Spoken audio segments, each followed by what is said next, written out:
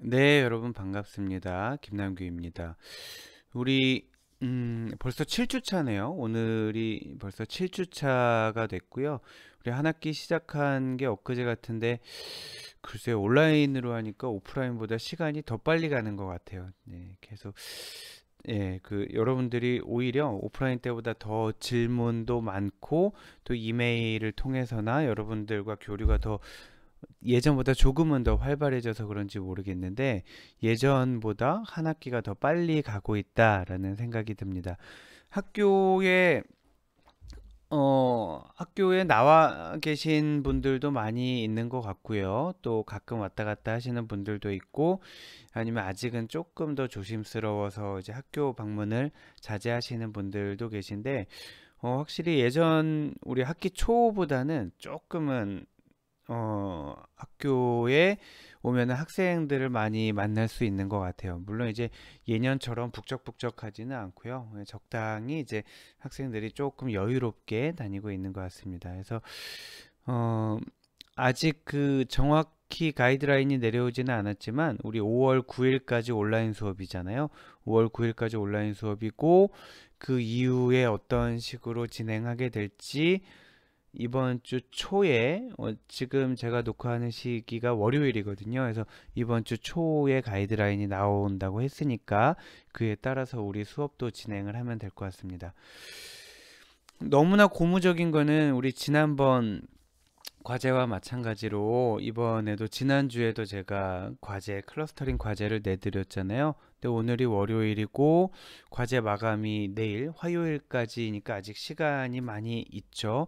보통 과제는 마지막 날 내잖아요. 그럼에도 불구하고 벌써 우리 수강생 중에 10분이나 지금 기준으로 10분이나 과제를 제출을 하셨습니다. 네, 그 자체도 너무나 고무적이고요. 한 분 한 분 참 너무 감사한 게 워드로 치시는 것도 되게 힘들 것 같고요. 손으로 쓰시는 것도 어려울 것 같아요. 그러니까 알고리즘을 다 이해하는 과정을 하나씩 하나씩 설명을 해야 되니까. 그런데 너무너무 성의 있게 깔끔하게 잘 정리를 해주셔서 정답을 맞췄건 틀렸건 여부를 떠나서 굉장히 여러분들이 이 수업에 성의를 보이고 있다라는 게 느껴지고요. 그렇기 때문에 저도 더 성의를 보일 수밖에 없습니다. 해서 오답도 많아요. 뭐 정답 완벽한 답안을 제출하신 분도 있고요. 그리고 오답 일부 틀리신 분들도 있는데 틀리신 분들은 그 알고리즘 자체를 모르신다기보다는 계산 과정에서 뭐 곱하기하고 제곱하고 더하고 뭐 이런 과정에서 헷갈릴 수밖에 없죠. 그래서 계산 과정에서 조금 실수가 있었던 분들이 있고요. 그런데 본 수업의 취지를 생각하고 본 과제의 취지를 생각한다 그러면 계산착오로 틀리는 거는 전혀 1도 중요하지 않습니다. 왜냐하면 우리가 그거 계산할 일이 없거든요. 우리가 거리 계산하고 가까운 거 찾고 이렇게 할 일이 없거든요. 다 알고리즘이나 툴들이 패키지들이 해줄 거잖아요. 그럼 과제의 취지는 뭐냐? 어떤 알고리즘이 어떤 방식으로 흘러가는지를 알고 하자라는 거였죠. 그렇기 때문에 과제의 취지를 생각한다 그러면 여러분들이 계산차고 뭐 더하기 빼기 틀리는 거는 하나도 중요하지 않고 그런 관점에서 보면 지금 과제를 제출하신 분들 지난번 어소시에이션 포함해서 과제를 제출하신 분들 모두가 다 만점 답안을 제출하셨다. 이렇게 자부심을 가지셔도 될 것 같습니다.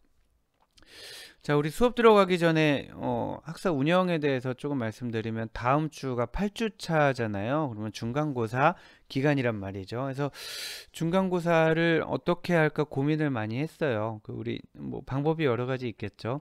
일단 오프라인 중간고사는 실시하지 말라라는 가이드라인이 나왔기 때문에 선택지에서 빠져 있고요. 그러면 온라인으로 중간고사를 볼까도 생각을 해봤고요. 아니면은 그 중간고사에 필적할 만한 과제를 내드리는 방법도 생각을 했습니다.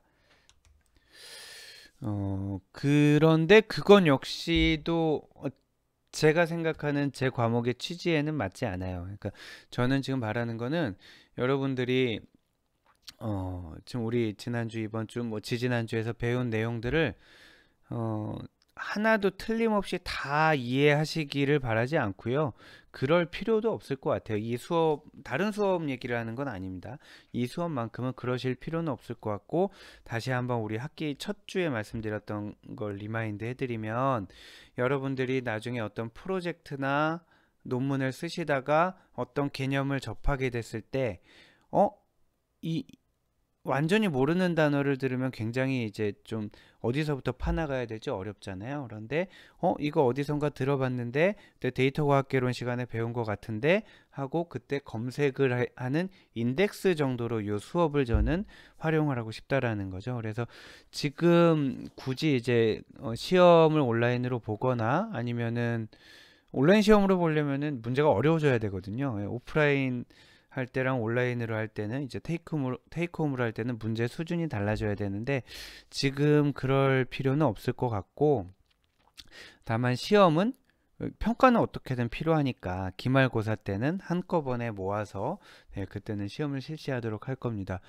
다음 주는 그래서 정상적으로 수업을 진행하려고 해요. 제가 우리 그 첫 주 오리엔테이션에 나왔던 진도표를 기준으로 말씀드릴 때도 와 이거 한 학기 동안 다 못하겠는데요 라고 말씀을 드렸는데 지금 한 주 한 주 수업을 하다 보니까 정말 못할 것 같아요. 정말 못할 것 같고 이게 오히려 온라인 수업할 때보다 지금 한 주 한 주 훨씬 많은 양을 하고 있어요.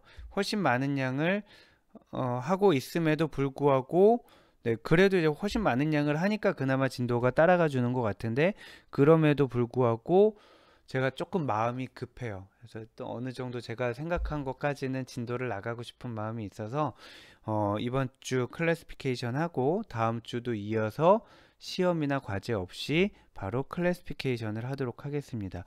해서 기말고사 전까지 제가 가끔 내드리는 과제는 어, 똑같습니다. 지난번과 똑같이 평가 대상은 아니고요. 그냥 제가 마음속으로 어떤 분이 과제를 제출하시고 또 어떤 분이 어느 정도의 이해를 갖고 계시구나 라는 거를 파악하기 위한 용도로만 사용할 거니까 과제는 자율적으로 계속 나갈 거고요. 평가는 기말고사에 한 번 일괄적으로 실시하는 것으로 하겠습니다. 자, 오늘 배울 주제는 클래시피케이션이죠. 클래시피케이션. 자, 요 용어 자체는 여러분이 글쎄요, 익숙할지 안 익숙할지 모르겠지만, 데이터 과학을 한다, 빅데이터 분석을 한다, 데이터 마이닝을 한다라고 했을 때, 사실은 이미 암묵적으로 클래시피케이션을 깔고 들어가는 거예요. 우리 처음에 그 데이터 분석에 여러 가지 어플리케이션 에어리어가 있다라고 하면서 말씀드렸을 때, 클래시피케이션 뿐만 아니라 뭐 어소시에이션과 클러스터링도 있다라고 말씀드릴 정도로 데이터 과학이다, 빅데이터 분석이다라고 하면은 클래시피케이션을 먼저 떠올릴 정도로 가장 대표적인 거라는 거죠. 왜 그럴까 생각해 보면 일단 실무적으로는 제일 많이 궁금해하기도 하고 바로바로 활용할 수 있는 게 클래시피케이션이기도 해요. 자, 예측이라고 하는데 뒤에 조금 더 용어를 다듬겠지만 예를 들면 뭐 어떤 데이터가 있을 때 이 사람이 뭐 코로나의 양성이다 음성이다를 예측할 수도 있겠고요. 아니면 어떤 회사의 부도를 예측할 수도 있겠고요. 아니면 올해의 매출액을 예측을 할 수도 있겠고 신용카드의 도난 여부를 예측할 수도 있겠고 또 어떤 고객의 이탈 여부를 예측할 수도 있겠고 예측 관련해서는 만약에 여러분이 텀 프로젝트를 했다 그러면은 어소시에이션이나 클러스터링 관련해서는 텀 프로젝트 주제 잡기도 굉장히 애매해요. 나올 수 있는 게 한정이 되어 있다라는 거죠.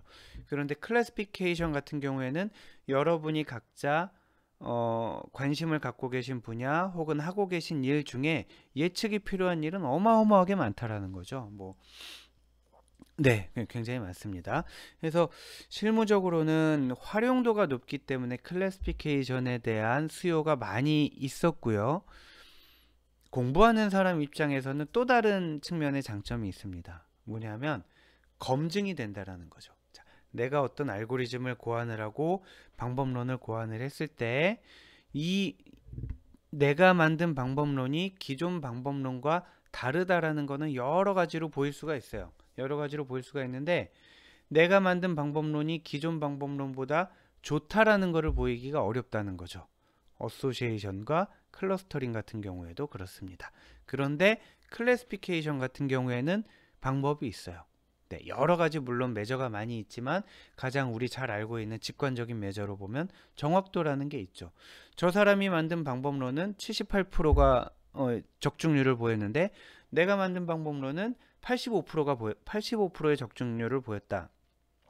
그러면 일단 괜찮군. 기존 거보다 우리가 한 게 더 높군 하면은 우리의 방법론을 접하는 사람들도 일단 궁금해하게 되는 거죠. 기존보다 높은 정확도를 보였네. 어떻게 한 거지? 그러면 우리 것 말이야. 전처리를 이렇게 했고 모델을 이렇게 세웠고 라고 설명을 할 수가 있다라는 거죠. 물론 논문 쓰는 순서는 다르겠죠. 논문 쓰는 순서는 제안을 먼저 하고 자세히 설명한 다음에 그래서 실험 결과 우리 게 더 좋다 이렇게 보이게 되는 거죠. 자, 아무튼 클래시피케이션 같은 경우에는 실무적으로는 활용도가 매우 높고 바로바로 써먹을 수 있는 분야가 많다라는 거죠. 그리고 우리 그 학술적이라고 하기는 어렵지만 공부하고 있는 우리들 입장에서는 뭔가 결과를 검증을 해서 공신력을 확보하기가 좋다라는 측면에서 지금까지도 굉장히 인기가 있었던 분석이고 앞으로도 아마 제일 관심을 갖고 우리가 공부하게 될 그런 분야가 아닌가 싶습니다. 자, 본격적으로 수업에 들어가도록 하겠습니다. 자, 오늘 함께 공부할 내용을 살펴보도록 하겠습니다. 우리 클래시피케이션 볼 거잖아요. 클래시피케이션은 워낙 중요하기도 하고 여러 가지 개념들을 같이 알아야 되기 때문에 좀 다룰 내용이 많습니다. 그래서 오늘 다 당연히 못 다루고요. 한 2, 3주 정도 배우게 될 것 같은데 뒷부분도 있죠. 뒷부분도 있고 여기에 포함되지 않았지만 뉴럴 네트워크는 따로 뺐다고 그랬잖아요. 뉴럴 네트워크는 따로 뺐지만 그것도 역시 클래시피케이션의 가장 중요한 분야 중 하나고요. 자, 그래서 오늘 어디까지 배울 거냐면 자, 클래시피케이션의 개요, 클래시피케이션이 왜 필요한지 모티베이팅 이그젬플을 살펴보고요. 클래시피케이션과 프리딕션은 뭐가 다른지, 그리고 러닝과 인퍼런스의 두 가지 스텝으로 구분이 되는데 이 차이는 무엇인지, 그리고 늘 우리가 눈여겨보고 주의해야 할 것이 오버피팅, 과적합에 대한 문제입니다. 과연 과적합이란 무엇인지, 또 과적합에 반대되는 개념으로 반대된다라기보다는 일반화를 하기 위해서 과적합을 주의해야 된다, 이렇게 이해를 하시면 되겠습니다. 그리고 여러 가지 데이터셋들을 우리가 구분해서 사용하게 되는데 그러한 데이터셋 중에 트레이닝 셋이라는 게 있고요. 그리고 또 밸리데이션 셋이라는 것도 배우게 되고요. 또 테스트 데이터셋, 스코어 데이터셋 이렇게 보게 됩니다. 얘네들이 특히 이제 밸리데이션과 테스트 같은 경우에는 많이 혼용해서 쓰여요. 사실 엄밀하게는 좀 구분이 돼야 되는데 많은 경우에 혼용해서 쓰이기 때문에 여러분이 얘네들에 대한 엄밀한 정의를 알아두고 또 혼용해서 쓰이더라도 원래 어떤 뜻으로 쓰였겠구나 라는 것을 알 수 있어야 되겠습니다. 그리고 오버피팅을 지금 보고 있는 것은 오버피팅을 해소하기 위한, 오버피팅으로 인한 부작용을 최소화하기 위해 필요한 장치들을 살펴보고 있는 거고요. 그 중에 일환으로 러닝 커브라는 것도 우리가 배우게 되겠습니다. 그리고 오버피팅을 막기 위한 또 여러 가지 방법 중에 크로스 밸리데이션, 교차 검증이라는 게 있는데 그 중에는 홀드아웃, 홀드아웃은 사실 이 트레이닝 밸리데이션 테스트를 얘기할 때 아마 미리 언급이 될 겁니다. 그리고 K-폴드, 그리고 leave P out, leave one out 이런 개념들을 같이 살펴보도록 하겠습니다. 그 후에 nearest, 지금부터는 이제 클래시피케이션 기법을 하나씩 보게 되는 겁니다. KNN이라는 걸 볼 거고 decision tree라는 걸 볼 거고 또 다음 주에 이어서 뭐 여러 가지들을 살펴보게 될 건데 일단 오늘 배울 것만 보도록 할게요. 자, nearest neighbor, 가장 간단한 방식을 한번 살펴볼 건데 기초 개념이 어떤 건지 살펴보도록 할 거고요. 그리고 KNN을 할 때 좀 눈여겨봐야 할 게 몇 가지 있는데 그 중에 하나가 voting이 되겠습니다. voting을 다수결로 하는 방식이 있고 또 웨이트를 주어서 하는 방식이 있는데 얘네를 살펴보도록 하겠습니다. 그리고 decision tree, 다른 말로는 트리 인덕션이라고도 하고 우리말로는 의사결정 나무라고도 하죠. 여전히 정말 여러 가지 분류 방법론들이 나왔지만 디시전 트리는 아마 클래시피케이션을 이야기할 때 빼놓을 수 없는 기법 중에 하나라고 할 수 있어요. 정확도 면에서 조금 이제 뉴럴 네트워크에 비해서 요즘에 인정을 덜 받고는 있지만 디시전 트리가 갖는 가장 큰 장점이 있습니다. 해석 가능하다라는 장점인데 디시전 트리 같은 경우에는 여러분들 이미 많이 보셔서 아시겠지만 뭐 이런 식으로 나뉘잖아요. 이런 식으로 나뉘어서 뭐 성별이 남자다 여자다, 연봉이 높다 낮다, 그러면은 뭐 대출 가능, 대출 불가, 이런 식으로. 그럼 내가 왜 대출이 불가능해요? 라고 따지게 되면 당신은 뭐 남자이면서 소득이 낮으니까 대출이 불가능하다 라고 설명이 가능하잖아요. 그런 특징으로 인해서, 즉 설명이 가능하다, 해석이 가능하다는 특징으로 인해서 디시전 트리는 여전히 그 중요성이 인정되고 있습니다. 자, 그래서 디시전 트리의 특징을 살펴볼 거고 또 그 디시전 트리를 할 때 우리가 결정해야 될 사항들이 있어요. 얼마나 데이터를 순도 높게 퓨어하게 분류해 내느냐를 따져보게 되는데 그때 인포메이션 게인이라는 방법이 사용되기도 하고요. 또 지니 인덱스가 사용되기도 하고 분산 감소, variance reduction이라는 기준이 사용되기도 합니다. 얘네들에 대해서 살펴보도록 할 거고요. 또 트리를 만들어 가면서 어떤 때는 트리를 이렇게 계속 확장을 해 나가기도 하지만 오버피팅을 방지하기 위해서 트리를 이렇게 쳐나가기도 해요. 이렇게 트리를 쳐나가는 거를 가지치기라고 하는데 요 가지치기는 트리가 확장되기 전에 하는 사전 가지치기, 그리고 트리가 확장된 후에 하는 사후 가지치기로 나뉘게 되겠습니다. 자, 오늘은 지금 여기까지 다루는 거를 목표로 하고 있고요. 그 이후에도 관련된 이슈들이 있는데 요거는 다음 주에 이어서 하도록 하겠습니다. 지금 아직 그 녹화 전이라서 정확히 시간을 예상하기는 어려운데 지금 그 슬라이드 분량이나 다룰 내용으로 볼 때는 한 요 정도에서 끊는 게 적합할 것 같고요. 자, 해서 본론으로 들어가서 오늘 수업을 시작하도록 하겠습니다. 자, 클래시피케이션은 기본적으로 알려진 값들을 토대로 알려지지 않은 값들을 예측하기 위한 그런 기법이라고 할 수 있겠습니다. 자, 이그젬플을 한번 살펴보도록 할게요. 여기에 지금 한 10명 정도 되는 고객들이 있어요. 지금 대출을 받으러 온 고객들인 것 같아요.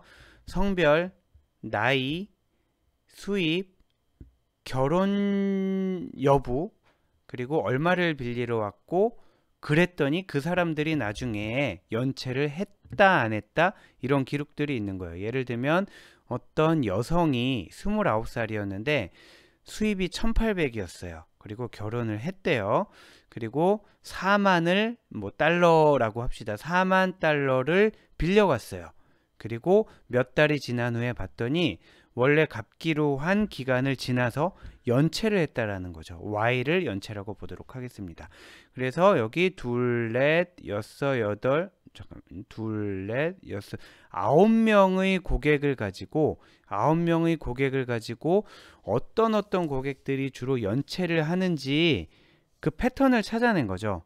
해서 뭐 여성이 연체를 잘하는지 남성이 잘하는지, 혹은 남성이면서 30대 이상이면서 결혼을 했으면 어떤지, 이런 패턴들을 찾아 놓겠다라는 뜻입니다.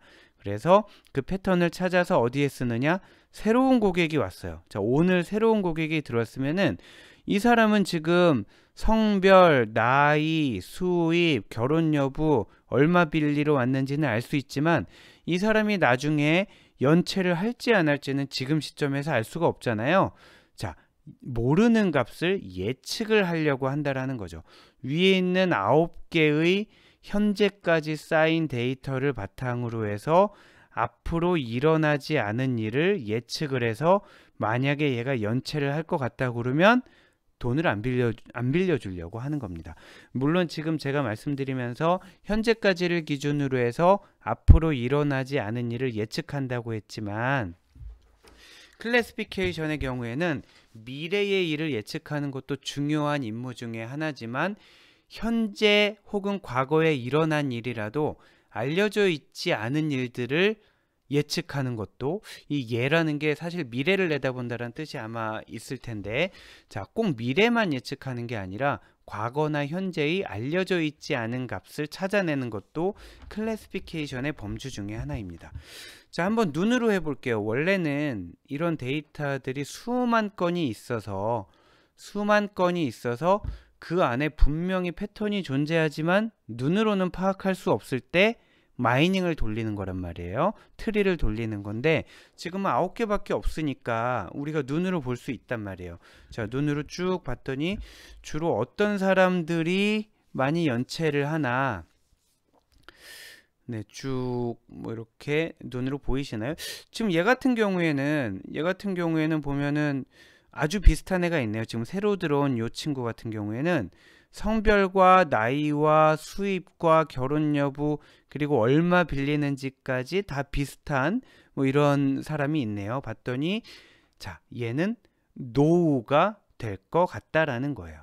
자, 그런데 지금 표로 봐서는 잘 9개밖에 안 되는데도 잘 모르잖아요. 저도 지금 노후라고 했지만 이 노후가 맞는지 예스가 맞는지 잘 모르겠어요. 그래서 이런 데이터에 대해서 트리를 한번 나타내 봤어요. 이 트리는 실제로 이게 아마 세스 이마이너를 사용해서 그렸던 트리인 것 같고요. 지금 이렇게 뭐 10개, 9개 데이터를 가지고 한다는 거는 뭐 말이 안 되죠. 말이 안 되는데 원래는 수많은 데이터를 가지고 해야 되겠지만 여러분들의 이해를 돕기 위해서 간단히 한번 해봤습니다. 자, 여기에 10개의 데이터가 있었어요. 얘까지 쳐서 사실은 한 겁니다. 자, 10개의 데이터가 있었는데 그 중에 노가 6개, 예스가 4개 섞여 있는 자, 그런 상황이 되겠습니다. 그거를 결혼 여부에 대해서 예스와 노로 나눴어요. 봤더니 결혼을 안 한 사람은 전부 노예요. 그 말은 뭐냐면 결혼을 안 한 사람은 돈을 빌려가도 연체를 안 한다라는 거죠. 저도 결혼 전에는 연체를 해본 적이 없었어요. 자, 결혼을 한 사람들은 전부 연체를 하느냐? 그렇지 않아요. 결혼을 한 사람들은 연체를 안 하는 사람이 3명, 연체를 하는 사람이 4명이 있었어요. 그래서 또 한 번 나눠봤어요. 수입으로 나눠봤더니 수입이 3,500을 넘는 사람은 이쪽, 아니 3,500 안 되는 사람이죠. 그리고 3,500을 넘는 사람은 이쪽이에요. 여기도 봤더니 결혼을 했지만 수입이 3,500을 넘게 되면 전부 연체를 안 해요. 그러면 연체를 하는 사람은 어디냐? 결혼을 했으면서 수입이 3,500 미만인 그룹. 물론 요 그룹에도 연체를 안 하는 사람이 1명은 있어요. 그리고 연체를 하는 사람이 4명이 있어요. 자, 여기에는 연체를 하는 사람과 안 하는 사람이 섞여 있지만 연체를 하는 사람이 압도적으로 많기 때문에 이쪽 가지에 속하게 되면 연체를 할 거다라고 예상을 하게 되는 그런 그림입니다. 이 트리를 어떻게 만들었느냐? 구체적으로 왜 제일 처음에 다른 걸 묻지 않고 결혼 여부를 물었느냐? 그리고 왜 수입을 하필이면 3,500을 기준으로 물어봤느냐? 그걸 찾아가는 과정이 디시전 트리 알고리즘이 하는 일이고요. 그 알고리즘이 하는 일을 우리가 살짝 엿보고 이해하는 게 오늘 해야 될 일 중에 하나가 되겠습니다. 그럼 한번 예를 볼까요? 얘는 지금 결혼을 했잖아요.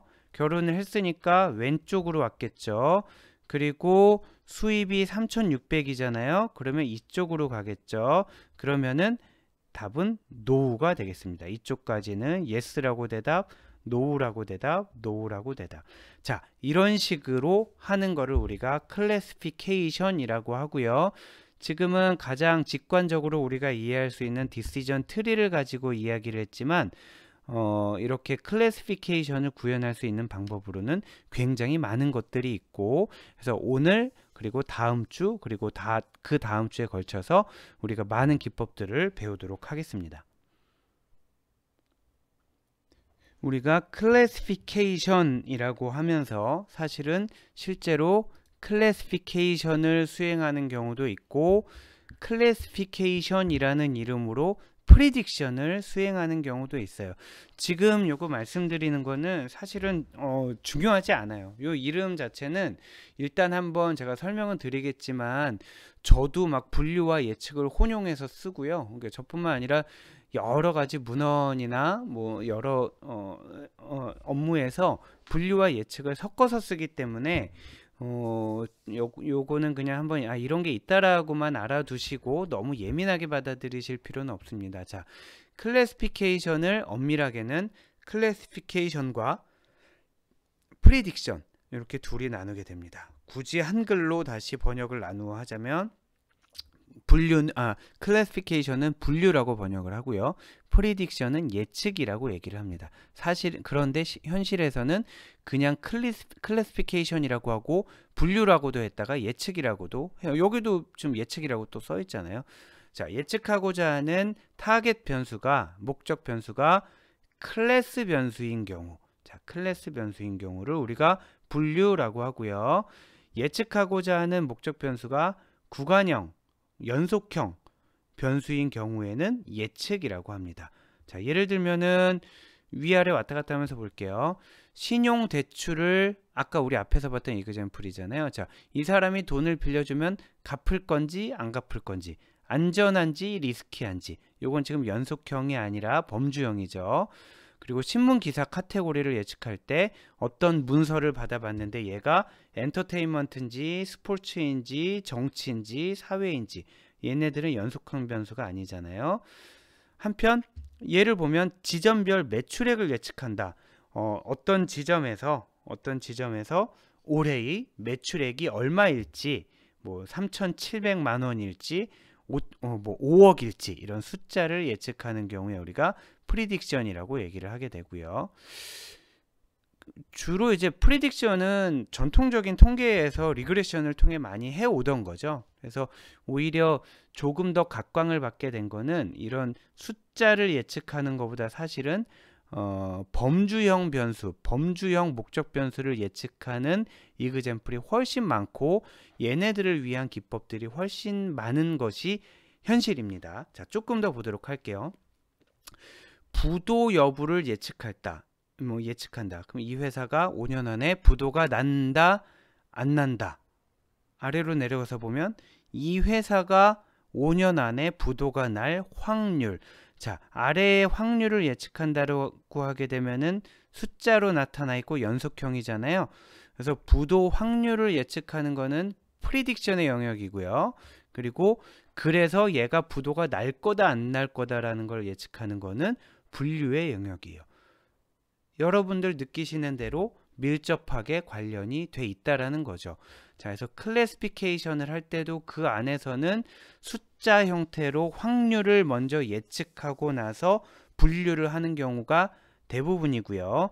자, 그래서 이 위와 아래를 엄밀하게 구분한다기보다는 우리가 예측하고자 하는 변수가, 목적 변수가 클래스 변수인지 인터벌 베리어블인지에 따라서 생각할 게 뒤에 이제 다른 것들이 나온단 말이에요. 그래서 이 이름, 분류와 예측에 집중하지 말고 클래스를 예측하는 경우도 있고 인터벌을 예측하는 경우도 있다. 이 정도를 보시면 되겠습니다. 하나 볼까요? 이것도 원간 판매 실적이 우수하다, 양호하다, 미흡하다를 예측하는 거는 클래스 베리어블이잖아요.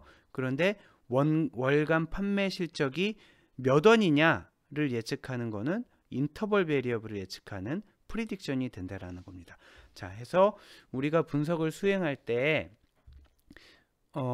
클래스 베리어블로 만들어서 예측하는 게 좋은지 아니면 인터벌 베리어블을 예측하는 게 좋은지도 우리가 판단해야 할 요소 중에 하나다라고 생각하시면 되겠습니다.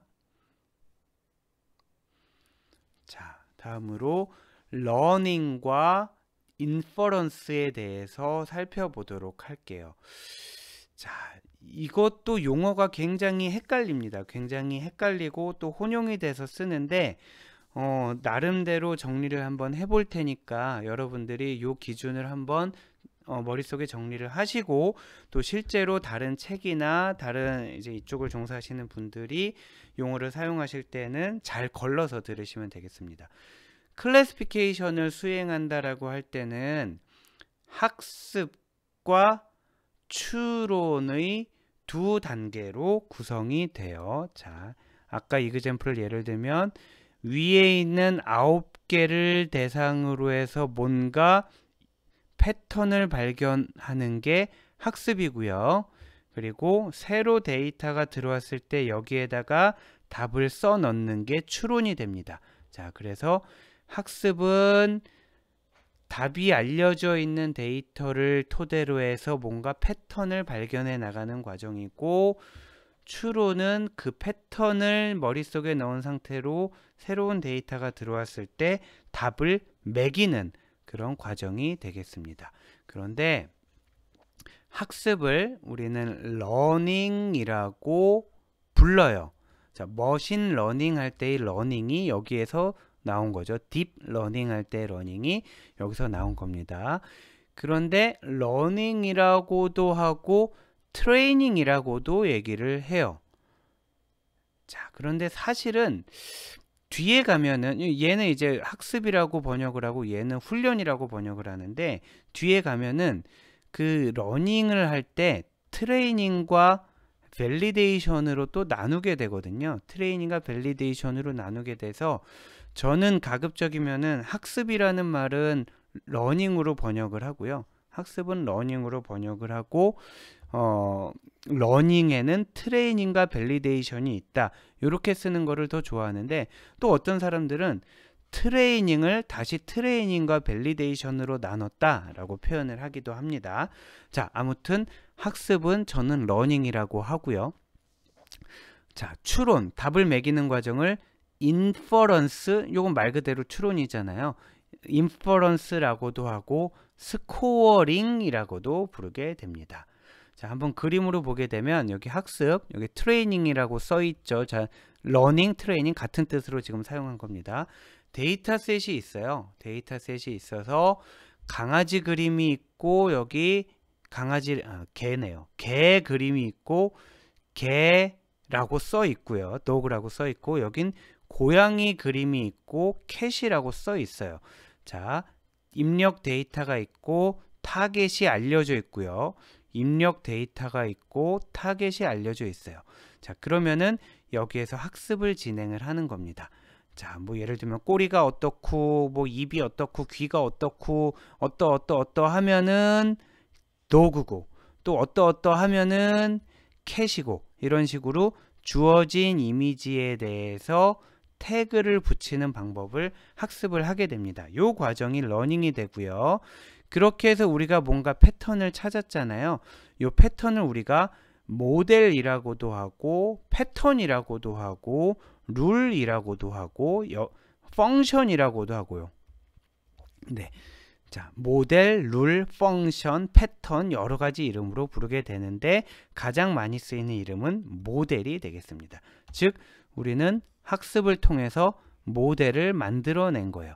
이 모델 안에는 지식이 들어있는 거죠. 이러이러하면 cat, 이러이러하면 dog, 자, 이렇게 되는 거죠. 그리고 이 모델을 만들어가는 과정이 디시전 트리도 있고 SVM도 있고 뉴럴 네트워크도 있고 뭐 여러 가지가 있는 겁니다. 이렇게 해서 모델을 우리가 갖고 있다면 인퍼런스 단계에서는 실제로 이제 적용을 하는 거예요. 자, 새로 사진을 찍었어요. 새로 사진을 찍었으니까 얘가 개인지 고양인지 아직 안 알려져 있단 말이에요. 아직 안 알려져 있어서 자, 요 사진을 입력으로 넣어서 우리가 아까 열심히 학습했던 요 모델 있잖아요. 요 모델에 요 사진을 싹 적용을 해봤더니 거꾸로죠. 요 사진에 요 모델을 적용을 해봤더니 cat 하고 나오게 되는 겁니다. 요 과정이 추론의 과정이 되겠어요. 그래서 우리가 하는 과정은 러닝과 트레이닝, 학습과 추론의 두 과정이 이루어져 합쳐져서 클래시피케이션을 구성한다. 이렇게 보시면 되겠습니다. 자, 러닝과 인퍼런스에 대해서 조금 더 살펴보도록 하면, 자, 학습하는 단계 러닝 or 트레이닝이라고 한다고 그랬죠. 지금 여기 요 학습 단계에서 설명드리는 내용은 뒤에 오버피팅에서 자세히 나오게 될 거고, 지금은 미리 언급만 하는 정도로 지나가겠습니다. 자, 학습 단계에서는 일반적으로 트레이닝 셋과 밸리데이션 셋이라는 거를 나누게 돼요. 자, 가뜩이나 데이터도 없는데 이 데이터를 또 나눠서 사용을 합니다. 트레이닝 데이터와 밸리데이션 데이터로 나누는데 왜 나누게 되면 오버피팅, 즉 과적합을 방지하기 위해서예요. 지금 우리는 트레이닝도 모르고 밸리데이션도 모르고 과적합도 몰라요. 자, 아무튼 이런 학습을 통해서 분류를 위한 모델을 만들어내고요. 모델을 만들어내고 나면 실제 업무에 적용하기 전에 이 모델이 정확도가 얼마인지 알아야 되잖아요. 이 모델의 정확도를 측정하기 위해서 또 테스트 셋을 활용을 하게 됩니다. 자, 테스트 셋을 활용해서 모델의 정확도를 측정합니다. 즉 무슨 얘기냐면 트레이닝 단계에서 개와 고양이를 예측을 하는 모델을 학습을 하고 나서 여전히 트레이닝 단계에서 미안합니다. 트레이닝 단계에서 지금 우리가 만든 이 모델의 정확도가 얼마나 되는지를 요 단계에서 측정을 한다라는 거죠. 자, 요거는 잠시 뒤에 더 트레이닝, 밸리데이션, 테스트, 스코어 요 네 가지 데이터 셋에 대해서 조금 더 자세히 살펴보겠습니다. 자, 여기 트레이닝 셋, 밸리데이션 셋, 테스트 셋 나왔는데 아직 뭐 하는 건지는 잘 몰라요. 자, 추론, 학습 단계에서 생성한 모델을 새로운 데이터에 적용을 하는 거고요. 이때 스코어 데이터셋을 활용합니다. 여러분이 지금 단계에서 알아두셔야 되는 거는 트레인, 밸리데이션, 테스트 셋은 모두 학습 단계에 필요한 거고요. 그리고 스코어 데이터셋은 추론 단계에 필요한 거예요. 그리고 요 세 가지 트레인, 밸리데이션, 테스트는 정답, 즉 타겟 베리어블의 값이 채워져 있어요. 도그다, 캣이다, 이 값들이 다 채워져 있어요. 트레이닝, 밸리데이션, 테스트는 이런 값들이 모두 채워져 있고요. 스코어 데이터셋에는 타겟 베리어블의 값이 안 채워져 있어요. 그 값을 채우는 게 우리의 목적입니다. 자, 그래서 각 데이터의 타겟이 특정 클래스에 속할 가능성, 특정 클래스에 속할 가능성이라는 것은 표현만 다르게 하는 건데, 지금 받은 요 데이터가, 지금 받은 요 그림이 개냐 고양이냐라고 물어보는 거란 말이에요.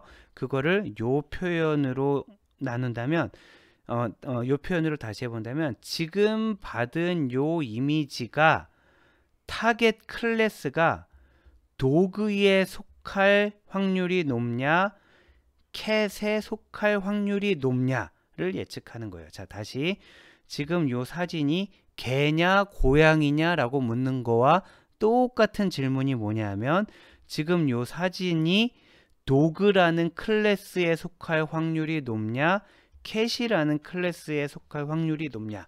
자, 표현만 달라진 겁니다. 자, 그래서 타겟이 특정 클래스 개 고양이에 속할 가능성, 확률이죠. 이 가능성을 우리가 스코어라고 얘기를 합니다. 만약에 요 스코어 값에 따라서 클래스의 값이 정해지는데, 만약에 질문이 뭐였냐면 도그에 속할 가능성이 얼마냐, 도그에 속할 스코어가 얼마냐 라고 물어봤더니 얘가 0.8이었어요. 그러면은 도구에 속하지 않을 스코어는 0.2가 되는 거잖아요. 그럼 0.8이 0.2보다 크니까 지금 받은 요 사진은 도구에 속할 확률이, 즉 도구에 속할 스코어가 0.8이니까 얘는 도구라고 이름을 붙이는 게 좋겠구나 라고 결정하게 된다라는 거죠. 자, 그래서 요 도구에 속할 스코어를 계산하는 과정을 우리가 스코어링이라고 하고요. 스코어링한 결과로 요 스코어가 얻어지는데, 요 스코어가 0.5보다 크냐 작으냐를 기준으로 도그다 혹은 캣이다 이렇게 딱지를 붙이는 걸 우리가 레이블링, 라벨링이죠. 레이블링이라고 하게 됩니다. 여기에서 사실 조금 주의해야 될 건, 일반적으로는 0.5를 기준으로 하지만 꼭 그렇지 않은 경우도 있어요. 일반적으로는 0.5보다 크면 그 클래스에 속할 가능성이 크니까 타겟도 그 클래스 이름을 붙이고, 0.5보다 작으면 다른 이름을 붙이고 하지만 0.5가 늘 기준이 되는 것은 아닙니다. 자, 일단 지금 이 슬라이드에서는 학습과 추론이 있는데, 학습에 사용되는 데이터 셋들이 트레이닝 밸리데이션 테스트가 있고, 추론에 사용되는 데이터 셋이 스코어가 있다 라는 정도를 알아두시고요. 새로운 데이터가 어떤 클래스에 속할 가능성을 우리가 스코어라고 하고요. 그 스코어는 숫자로 나타나게 될 거고, 그 숫자 값을 매기는 과정을 스코어링이라고 한다. 그 숫자가 일반적으로 0.5보다 크면 yes라는 레이블을 붙이고, 그렇지 않으면 no라는 레이블을 붙인다. 자, 요게 일반적으로 러닝과 스코어링이 이루어지는 프로세스다 라고 정리하시면 되겠습니다. 자, 이제 한번 드디어 오버피팅에 대해서 언급을 해보도록 할게요. 오버피팅에 대해서 알려면 일반화, generalization, 정확한 발음이 뭔가요? generalization인가요? 근데 DB 시간에도 그렇고 얘를 뭐 generalization 뭐 이렇게 많이 부릅니다. 자, 발음은 여러분들이 올바른 발음을 찾아가시고요. 우리가 학습과 추론을 방금 봤는데 얘네의 의미를 다시 한번 찾아보면, 자, 학습 데이터는 타겟이 알려져 있죠. 자, 추론 데이터는 타겟이 알려져 있지 않습니다. 앞에서 말씀드렸습니다. 추론 데이터가 스코어링 데이터를 얘기하는 거예요. 우리의 목적은 뭐냐면 학습 데이터를 이용해서 모델을 생성하고요. 그 모델을 추론 데이터에 적용해서 타겟을 예측하는 겁니다. 즉, 우리의 목적은 추론 데이터에서 타겟을 예측하는 거예요. 그렇죠? 학습 데이터는 답이 알려져 있잖아요. 추론 데이터가 답이 안 알려져 있고요. 얘가 우리의 목적이에요. 자, 그렇다면 모델의 우수성을 어떻게 평가할 거냐? 우리가 모델을 만드는 목적은 추론 데이터의 타겟 예측이잖아요. 학습 데이터에서의 예측이 아니에요. 너무나 당연히도 그렇기 때문에, 자, 그렇기 때문에 너무나 당연히도 학습 데이터에만 잘 맞는 모델은 좋은 모델이 아니겠죠. 학습 데이터는 우리 답 이미 알고 있잖아요. 학습 데이터는 답을 이미 알고 있는데 모델을 세우기 위해서 사용하는 거지, 학습 데이터는 우리가 답을 뭐 예측을 안 할 거예요. 맞출 필요가 없어요. 자, 그래서 학습 데이터에만 잘 맞는 모델은 좋은 모델이 아니고 추론 데이터에 잘 맞는 모델이 좋은 모델이에요. 문제는 뭐냐? 추론 데이터는 답이 안 알려져 있어요. 자, 추론 데이터에 잘 맞는 모델이 좋은 모델인데 추론 데이터에는 답이 안 알려져 있어요. 자, 여기서 이제 딜레마가 생기게 되는 겁니다. 자, 그러면 우리는 좋은 모델을 어떻게 찾아가야 될 거냐? 자, 다음으로 계속 넘어가 볼게요. 자, 학습 데이터에는 일반화 가능한 패턴과 특수한 패턴이 모두 포함되어 있다라는 거예요. 자, 우리가 학습 데이터가 이렇게 있잖아요. 이렇게 추론 데이터가 있잖아요. 그럼 우리는 여기 있는 데이터를 가지고 룰을 만들어낼 거예요. 모델을. 그리고 얘를 추론 데이터에 적용을 할 거란 말이에요. 이 가정은 뭐냐면 학습 데이터와 추론 데이터는 서로 동일한 데이터는 아니지만 그래도 유사한 패턴을 갖고 있을 거라는 믿음에 근거한 거예요. 유사한 패턴, 유사한 근거. 즉 왼쪽에서도 적용되는 룰은, 학습 데이터에서 적용되는 룰은 추론 데이터에서도 여전히 워킹할 거다라는 믿음이 있는 거죠. 자, 여기에서 다시 돌아와 보면 학습 데이터에는 일반화 가능한 패턴도 있을 거고 특수한 패턴도 있을 건데, 일반화 가능한 패턴이란 뭐냐 하면 다른 표본, 예를 들면 추론 데이터, 학습 데이터에서 찾은 패턴이지만 추론 데이터에도 있을 법한 그런 일반화 가능한 패턴도 있을 거고요. 특수한 패턴도 있을 거라는 거예요. 특수한 패턴은 추론 데이터를 비롯한 다른 데이터에는 있기 어려운데 지금 유별나게 이 학습 데이터에만 특이하게 나타난 그런 패턴이 있다는 거죠. 이런 패턴은 다른 표본에는 적용하기 불가한 거예요. 그러면 아이디얼리, 이상적으로는 우리가 모델을 만들 땐 어떻게 만들어야 되느냐? 일반화 가능한 패턴만을 반영하고 특수한 패턴을 배제한 그런 모델을 만들어야 되는 거죠. 근데 사실은 그거는 완벽하게 되기는 불가능한 게 어느 게 일반화 가능한 패턴이고 어느 게 특수한 패턴인지 알 수는 없어요. 일반화 가능한 패턴, 특수한 패턴, 이거를 명확하게 알기는 어렵고 얘네를 간접적으로 간을 보기 위한, 간접적으로 짐작하기 위한 여러 장치들이 있을 뿐입니다.